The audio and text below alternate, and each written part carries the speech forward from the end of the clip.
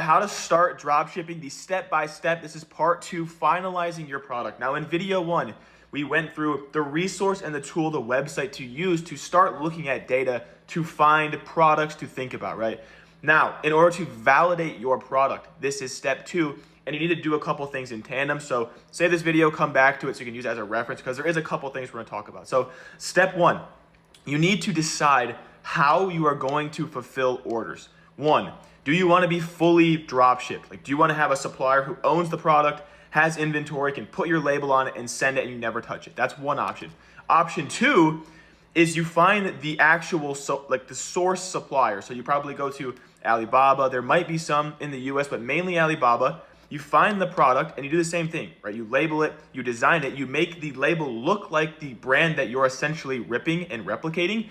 Then you order product. It's actually way cheaper than you think. We'll say you buy 200 units to start. It costs you, $200 all in. You wait a week and a half, you get inventory, and you fulfill yourself. So step 1 is you need to do this in tandem with picking a product, right? Because if you're picking a product and you want to drop ship and there's literally no drop ship options, then you're probably not going to do that product, right? So decide if you want to fully drop ship or if you want to buy a mini bulk of inventory from China and fulfill yourself. And keep in mind, while you're making this decision, yes, it comes down to like what's practical, right? Do you have time to fulfill orders? Do you have a little extra space where you can put a box of inventory? Or do you want it to, someone just handles it, you don't have time to deal with it?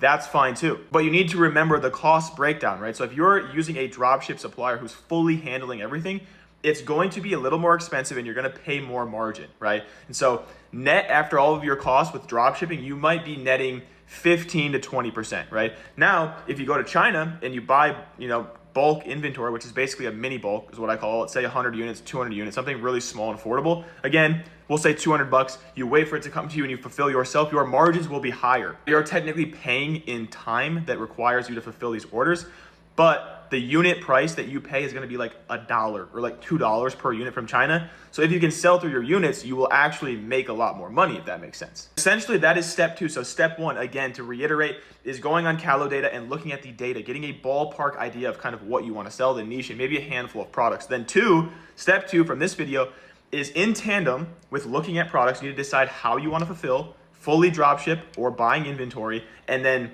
just looking at your options and seeing what's available for what you want to sell. In the next video, part 3 of starting dropshipping in 2026, we're gonna get into sourcing, how to talk to suppliers, how to get the best price, how to label, design, all that good stuff. So again, save this video, come back to it, drop me a follow if you wanna be notified when that next part comes out. But we are gonna go step by step through everything that you need to know to get into dropshipping in 2026 and print a bag.